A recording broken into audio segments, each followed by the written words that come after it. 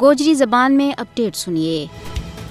بھارت کے زیر تسلط جموں کشمیر دنیا کو وہ خطہ ہے جت سب تو زیادہ فوجی جماؤ ہے۔ بھارت نے پوری ریاست جموں کشمیر نہ فوجی کالونی ماں بٹا چھوڑیو ہے۔ بھارت کشمیر ماں امرناتھ یاترا نہ محفوظ بنان کے بانے مزید 580 فوجی کمپنی تعینات کر رہی ہے۔ حالانکہ پہلے ہی کشمیر میں 10 لاکھ غاصب فوج موجود ہے۔ امرناتھ یاترا ایک بانو ہے۔ بھارتی فوج کی مزید تعیناتی کے پیچھے اصل محرک کشمیری آزادی پسنداں ور دباؤ بڑھانو ہے تاکہ وہ خوفزدہ ہو کے اپنا مشن تو دستبردار ہو جائیں۔ بھارت کا شاطر حکمران اپنے زیر قبضہ جموں کشمیر میں نگرانی کا آلات نہ بدان واسطے ہندو یاتریاں نہ کور کا طور پر استعمال کر رہی ہے۔ بڑا پیمانہ پر فوجیوں کی موجودگی نے کشمیر نے ایک کھلی جیل میں بٹا چھوڑے ہوئے ہے جس نال لوگوں کی روزمرہ کی زندگی پر منفی اثرات مرتب ہو رہے ہیں۔ لیکن کشمیر کی سیاسی صورتحال پر ڈونگی نظر رکھنے والا ماہرین اور تجزیہ نگار اس ساری صورتحال نہ ایک لا حاصل مشق قرار دے رہے ہیں۔ انہاں کو کہنا ہے کہ فوجی جماؤ نال اگرچہ وقتی طور پر لوگوں کی مشکلات میں بد ہوئے ہے